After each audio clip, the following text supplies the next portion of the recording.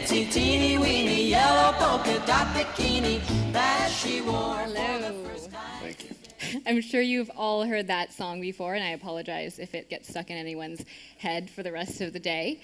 But I'm wondering if you've ever really listened to the lyrics, because until a couple of weeks ago, I had never really listened to them before, so I'd like to review some of them with you. The first verse goes, "She was afraid to come out of the locker. She was as nervous as she could be. She was afraid to come out of the locker. She was afraid that somebody would see." The song continues with her being afraid to come out in the open, so she hides in her blanket. And then she's afraid to come out of the water, so she starts to turn blue. Why was this woman so afraid? The song was released in 1960, 14 years after the bikini was invented in France. French engineer Louis Réard invented the bikini. He worked in his mother's lingerie shop, and he named it after the site of the atomic bomb testing that year, Bikini Atoll. He thought that the public's reaction would be like an atomic bomb explosion, and he was right. His design was based on exposing the belly button for the first time, and he said it wasn't a true bikini unless it could be pulled through a wedding ring. It was so scandalous that no French model would wear it, so he had to hire a stripper to debut his bikini. Before Réard invented the bikini, women wore one-piece swimsuits like this, or if they were two-piece swimsuits, they were still very modest, exposed very little midriff, and always covered the belly button. Before that, at the turn of the century, women wore these voluminous bathing costumes, and they used things called bath machines, which were like a 6x6x6 wooden or canvas hut on wheels. The woman would get inside of the bathing machine in her clothes, and then she would change into her bathing costume, and horses or sometimes people would drag the bathing machine down to the shoreline, and the woman would get straight into the water so that no one would see her in her bathing costume. We have certainly come a long way since then, from practically wearing a house, 36 square feet, to wearing about 36 square inches of fabric. You go to the beach today, and it seems like everyone is wearing a bikini, but it was not an instant hit in the United States. It was seen as a suspect garment favored by licentious Mediterranean types. In 1957, Modern Girl magazine said it was hardly necessary to waste words on the so-called bikini because no girl with tact or decency would ever wear such a thing. And one writer described the bikini as a two-piece bathing suit that revealed everything about a girl except for her mother's maiden name. Guards at the beach would measure bathing suits, and women wearing bikinis were sure to get kicked off of the beach.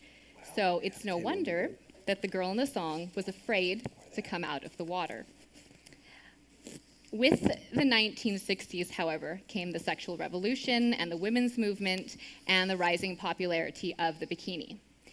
Soon, no one was afraid to wear one, and in 1965, a woman told Time magazine that it was almost square not to. Last year alone, annual spending on the bikini totaled $8 billion.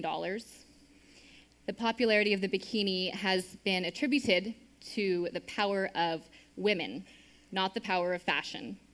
And a New York Times reporter called the bikini the millennial equivalent of the power suit. So I'd like to take a couple minutes to examine this so-called power that wearing the bikini brings. A few years ago, male college students at Princeton University participated in studies of how the male brain reacts to seeing people in different amounts of clothing. Brain scans revealed that when men are shown pictures of scantily clad women, the region of the brain associated with tools such as screwdrivers and hammers lit up. Some men showed zero brain activity in the medial prefrontal cortex, which is the part of the brain that lights up when one ponders another person's thoughts, feelings, and intentions.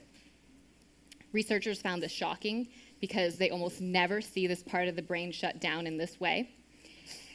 And a Princeton professor said, it's as if they're reacting to these women as if they are not fully human. It's consistent with the idea that they are responding to these photographs as if they were responding to objects, not people.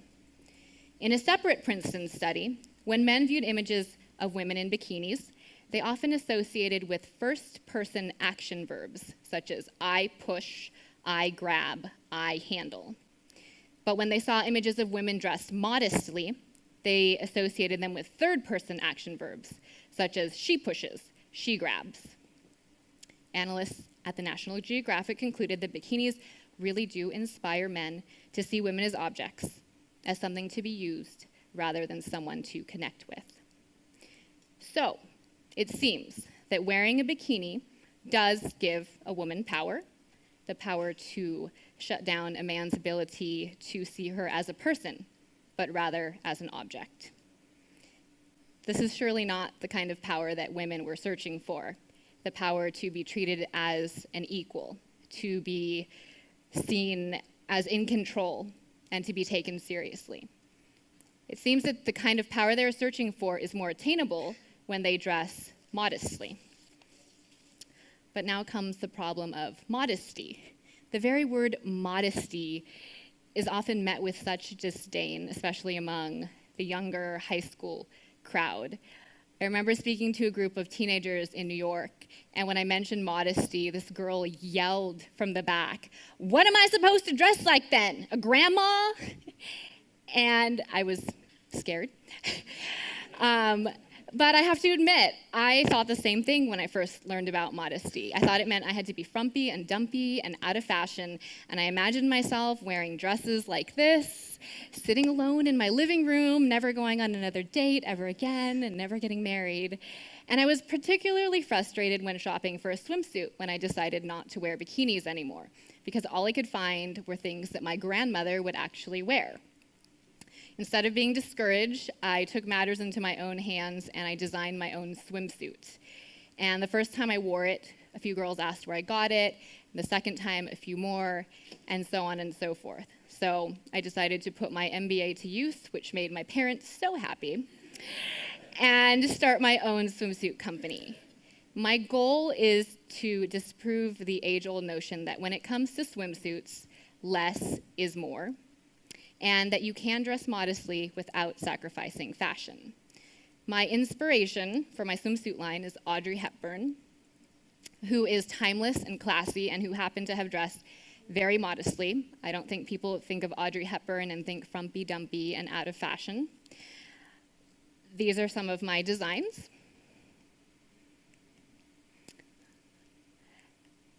And my tagline is, "Who says it has to be itsy bitsy?" Well, to answer the question, if you look at today's society, everyone says it has to be itsy bitsy. Fashion designers, the media, and let's face it, sometimes parents. Little girls would not be running around in sexy underwear and skimpy bikinis if it wasn't for their parents buying them for them. I believe that the woman was afraid to come out of the water because she had a natural sense of modesty about her that has been stripped away by today's culture. And we need to bring it back. I have dedicated a lot of my time. I travel all over the country speaking to girls about this issue. I've just written a book called Decent Exposure about it. And we need to teach girls that modesty isn't about covering up our bodies because they're bad. Modesty isn't about hiding ourselves. It's about revealing our dignity. We were made beautiful in His image and likeness. So the question I'd like to leave you with is, how will you use your beauty? Thank you.